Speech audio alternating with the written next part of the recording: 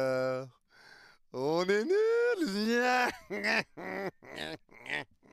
Et je vous l'assure, et je vous le dis, on va être champion de France cette année. On va être champion de France cette année. Parce qu'on n'a qu'un match par semaine à jouer. On n'a qu'un match par semaine à jouer. On n'a pas de Coupe d'Europe. Le Paris Saint-Germain, ils jouent la Ligue des Champions. Ils ont 2 matchs en plus avec le nouveau format de je sais pas quoi. Donc je vous le dis, l'OM sera champion de France cette année. Tu vas être champion de quoi? Tu vas être champion des sardines. Tu vas être champion des cacahuètes, frère.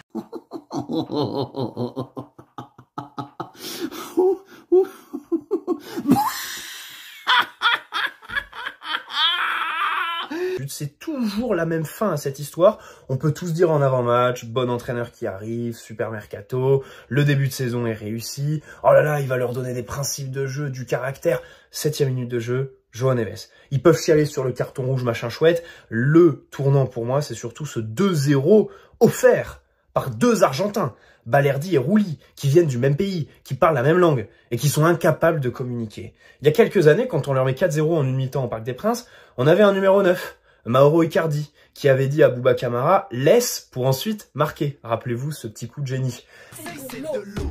Marseille, c'est de l'eau. Marseille, c'est de l'eau.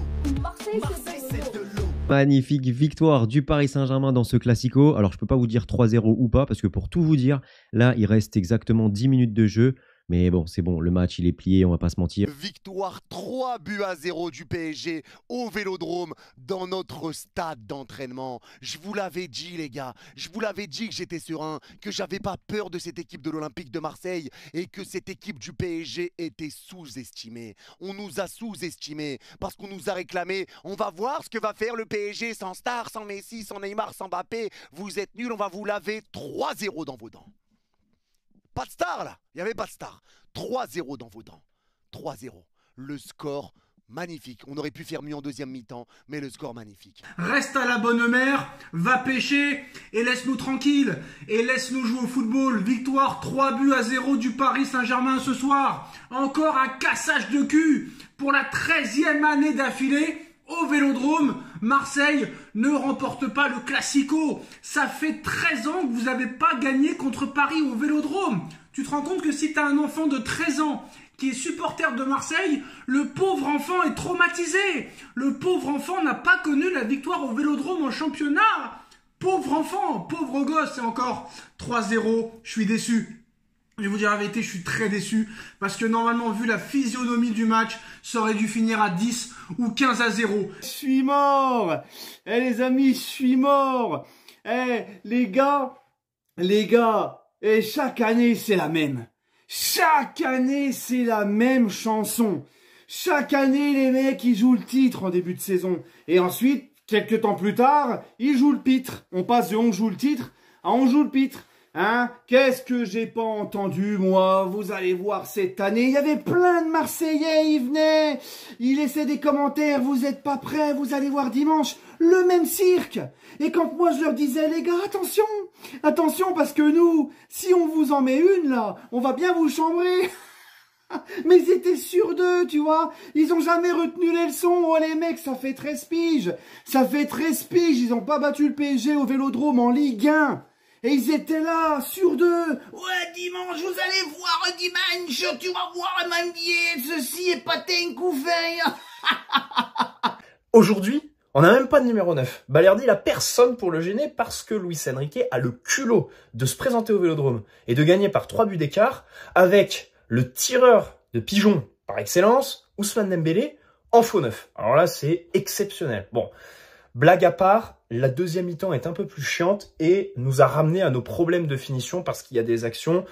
Bon, c'est le même constat que contre le PSV. Pour le plus haut niveau, c'est absolument dramatique de louper ce qu'on loupe. Mais savourons quand même cette première mi-temps.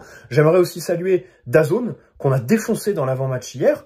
Au final, l'innovation technologique que ce plan drone sur les sorties du Vélodrome, c'est du bon. Nul. Il était nul ce soir, ok? Regardez, ça n'a même pas cadré une frappe, frère. Même pas une frappe, ils ont cadré. Oh là là. Cette deuxième mi-temps, on est en gestion. On a quand même pas mal d'occasions qu'on vendange. comme d'habitude, avec le bon vieux Ousmane Dembélé. On va en parler évidemment dans la notation. Mais oui, quand je dis que je vais gagner des minutes de sommeil, je pense que les Marseillais ce soir en ont gagné pas mal. On va revenir évidemment sur les événements qui se sont passés.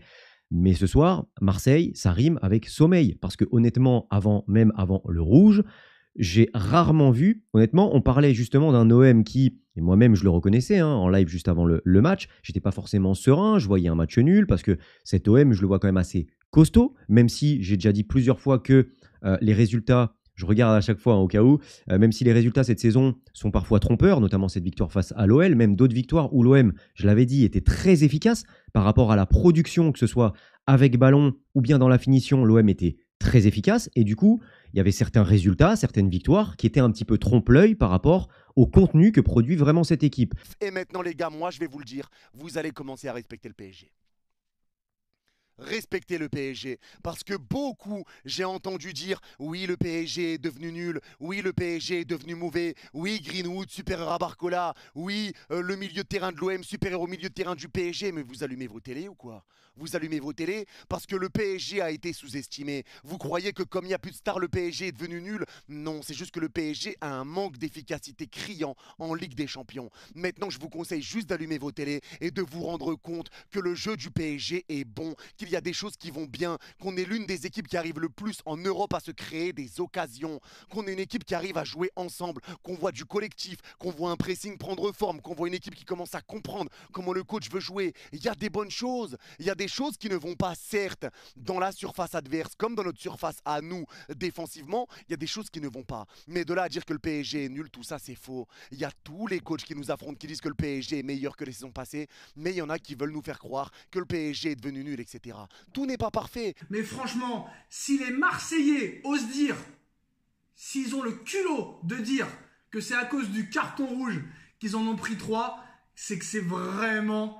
mais vraiment défatigué comme ils disent. Parce que très clairement, Paris a été exceptionnel tout le match, mais surtout le début de match. Dès la première seconde, le Paris Saint-Germain a confisqué le ballon aux Marseillais. Pendant les 25 premières minutes, Marseille n'a pas vu le ballon à 11 contre 11, je parle. Parce qu'à 11 contre 10, il y avait déjà 1-0 et Marseille n'existait pas. J'ai une stat de folie, les amis. Les gars, ça fait depuis 2017-2018, la saison 2017-2018, la première saison de Neymar, que Marseille n'a plus foutu un but au Vélodrome en Ligue 1 contre le Paris Saint-Germain.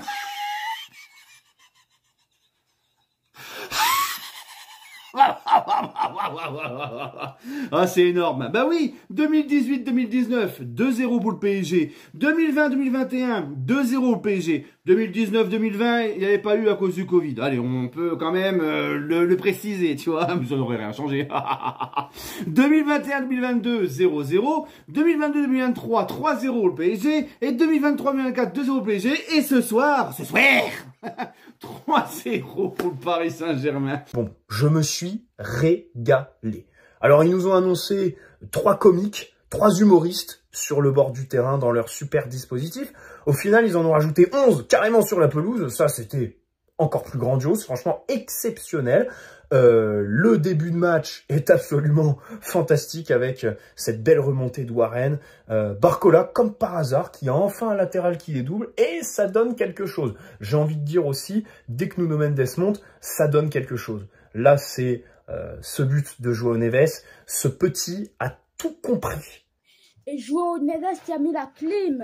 La première clim de ce match, c'était João Neves. Et Amin Harit, oh là là, Amin Harit, mais qu'est-ce qui t'a pris, Amin Harit? Amin Harit, c'est plus Amin Harit, c'est Anim Harip. Bon, il était mort ce soir. Je suis pas étonné. Maintenant, c'est vrai que je m'attendais, c'est un classico, je m'attendais dans tous les cas à un meilleur Olympique de Marseille. Et honnêtement, on a affronté des équipes, et moi je me souviens dans les années 2000 où on avait affronté les Minots qui étaient venus gratter un match nul au Parc des Princes, on a affronté des équipes de l'OM, même ces dernières années, qui étaient inférieurs en termes de qualité individuelle et collective à cette équipe, mais qui nous ont posé beaucoup plus de problèmes. Parce que là, l'excuse, il n'y a pas que le rouge. Honnêtement, ce soir, on a vu des minots sur le terrain. C'était Montpellier. C'était digne d'un avant-dernier de Ligue 1. Et on ne gagnera pas la Ligue des Champions cette année. Mais il s'agirait d'allumer votre télé. Parce que quand j'entends des Rabiot supérieurs à Vitinha et Neves, vous avez pété un câble. Et ce soir, ils vous l'ont montré. C'est une leçon de football. C'est une leçon de football. Parce que moi, je vous le dis très sincèrement, ce match-là, ce soir, c'est l'un des pires matchs de l'OM contre le PSG que j'ai vu de ma vie. C'est l'un des pires. C'est l'un des pires matchs que j'ai vu de ma vie. Parce qu'aujourd'hui, la tactique de De Zerbi, elle est vraiment bizarre. Et déjà pour nous, heureusement qu'il n'y avait pas fait Fabien Ruiz titulaire, parce que j'aurais explosé mon crâne contre le bureau et j'aurais pas tenu pour le live. Mais aujourd'hui, De Zerbi fait une tactique où il te presse pas, alors que lui, normalement, doit presser, il te presse pas. Il joue mi-haut, mi-bas, il a une position défensive qui est bizarre. Les milieux de terrain nous rendent tous les ballons, t'arrives pas à ressortir du pressing. Alors nous, on a entendu, oui, De Zerbi, il va presser haut, il va essayer de ressortir du pressing parisien pour partir dans leur lacune. Dans le dos, ouais, le dire c'est bien, mais le faire, rien du tout. On n'a rien vu. Aucune situation offensive pour l'OM quasiment dans ce match. Donc arrêtez de dire que c'est à cause du carton rouge, même si j'avoue que le carton rouge est un petit peu sévère, on va pas se mentir, mais voilà. Même avant le carton rouge, Marseille n'existait pas. Marseille n'avait même pas touché un ballon. Marseille était inexistant. Marseille courait après le ballon. Et à 10 contre 11, ça a été beaucoup plus dur après, à 3-0. Pendant tout le match, de la première à la 92e minute, Marseille a couru après le ballon. Les mecs, même pas foutus de marquer un but depuis 7 ans au Paris Saint-Germain dans leur stade. Tu sais, le fameux stade, c'est l'enfer. L'enfer, le chaudron, le bouillon du Vélodrome où c'est le feu. Mais quand c'est le PSG qui va au Vélodrome, la seule chose où il y a le feu, c'est au petit cucu des Marseillais. Oh, qu'est-ce qu'on se mord, hein. Et là, il n'y a même plus de stars, hein. Ah là, il n'y a plus de stars, il n'y a plus rien. Tu vois, c'est des petits jeunes joueurs avec un fort potentiel. Tu vois, on est un petit peu revenu, c'est plus trop le bling-bling. Mais malgré ça, vous êtes nos petits. Vous êtes les petits de nos petits. Parce qu'ils sont pas encore grands, les nôtres, tu vois. Pas de chaud la première mi-temps, mais c'est un saccage ce qu'il fait à Wai. C'est un saccage. L'OM peuvent parler, bien sûr, de ce carton rouge. Alors les gars, on va pas se mentir. C'est vrai que le rouge, bon, il est discutable. On peut discuter. Mais avant ça, les jambes claquaient à domicile, chez les Marseillais, bien évidemment. Balerdi, t'es de retour. Tu es de retour comme face à Annecy et comme face à Lyon. Oh, Balerdi, il a mis un but contre son camp. Oh là là, Balerdi. Et c'était un des pires OM que j'ai vu de mes yeux face au Paris Saint-Germain.